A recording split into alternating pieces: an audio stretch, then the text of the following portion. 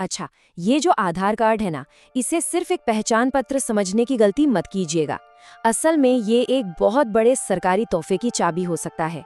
एक ऐसा फायदा जिसके बारे में ज्यादातर लोगों को पता ही नहीं है। तो आज हम इसी छुपे हुए खजाने के बारे में बात करने वाले हैं। और देखिए, ये कोई छोटी मोटी बात नहीं है। ये एक ऐसा मौका है जिससे सीधे सीधे आर्थिक मदद मिल सकती है। पर होता क्या है, जानकारी ही नहीं होती लोगों को और वो इसका फायदा नहीं उठा पाते। तो चलिए आज इस राज से पर्दा उठाते हैं। तो अब सवाल उठता है कि ये बड़ा तोहफा है क्या आखिर। देखिए, ये कोई लॉटरी वॉटरी नहीं है।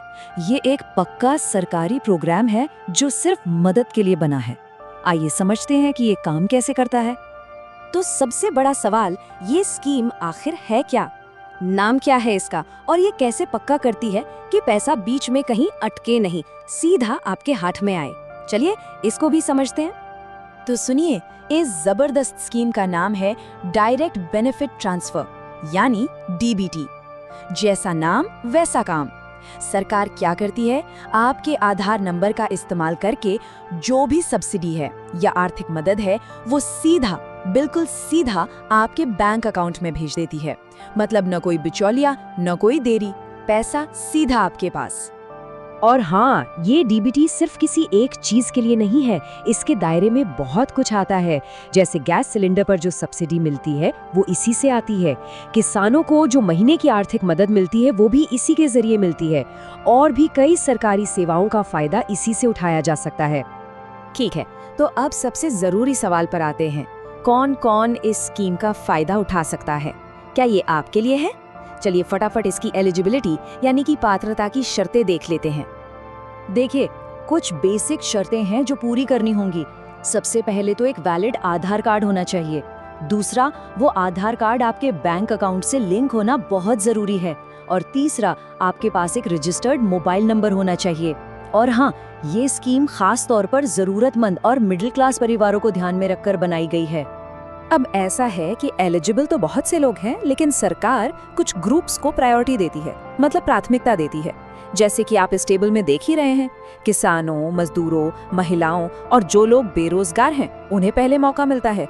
वही जरूरतमंद और मिडिल क्लास परिवार जनरल कैटेगरी में आते हैं। अच्छा, अप्लाई करने से पहले कुछ जरूरी कागजात अपने पास तैयार रखिएगा। क्या क्या चाहिए? आपका आधार कार्ड, बैंक की पासबुक, मोबाइल नंबर और अगर राशन कार्ड है तो वो भी रख लें। तो अब जब हमने एलिजिबिलिटी और जरूरी डॉक्यूमेंट्स की बात कर ली है, तो चलिए अब सीधा एप्लीकेशन प्रोसेस पर आते हैं। ये रहा आपका एक्शन प्लान। अप्लाई करने का प्रोसेस बहुत सीधा साधा है। 4 स्टेप्स हैं, ध्यान से सुनिए। स्टेप 1, सबसे पहले चेक कर लें कि आपका आधार बैंक अकाउंट से लिंक है या नहीं। स्टेप 2, ये भी पक्का कर लें कि आपका डीबीटी स्टेटस एक्टिव है। स्टेप 3, इसके बाद अपने सबसे पास वाले कॉमन सर्विस सेंटर यानी सीएससी पर जाएं या फिर सीधे ऑफिशियल सरकारी वेबसाइट पर जाएं। और स्टेप 4, बस सही जानकारी के साथ एप्लीकेशन फॉर्म भर दीजिए। चलिए अब एक बहुत ही जरूरी बात करते हैं, और वो है सेफ्टी। अप्लाई करते वक्त कुछ चीजों का ध्यान रखना बहुत जरूरी है ताकि किसी भी धोखेधड़ी या गलती से बचा जा सके।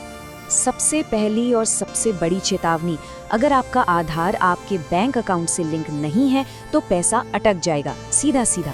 पेमेंट फेल होने का ये सबसे आम कारण है, तो प्लीज सबसे पहले यही चेक कीजिएगा। दूसरी वार्निंग, किसी भी एजेंट या बिचौलिए को 1 भी रुपया मत दीजिएगा। याद रखिए, ये एक सीधी सरकारी स्कीम है। ऑफिशियल प्रोसेस में कहीं भी पैसे देने की जरूरत नहीं पड़ती। और तीसरी, आखिरी लेकिन बहुत जरूरी बात, अप्लाई सिर्फ और सिर्फ ऑफिशियल सरकारी वेबसाइट या फिर सीएससी सेंटर से ही करें, कहीं और से नहीं। इससे आप हर तरह के स्कैम से बचेंगे और ये भी पक्का होगा कि आपका एप्लीकेशन सही तरीके से प्रोसेस हो रहा है। तो आज हमने समझा कि ये डीबीटी स्कीम कितनी काम की चीज है, लेकिन एक सवाल है जो हमें खुद से पूछना चाहिए, क्या ये जानकारी उन लोगों तक पहुंच भी रही है जिन्हें इसकी सबसे ज्यादा जरूरत है? इस पर सोचिएगा जरूर और इस जानकारी को दूसरों तक भी पहुंचाइए। क्या पता आपकी एक छोटी सी कोशिश किसी की जिंदगी में बड़ा बदलाव ले आए।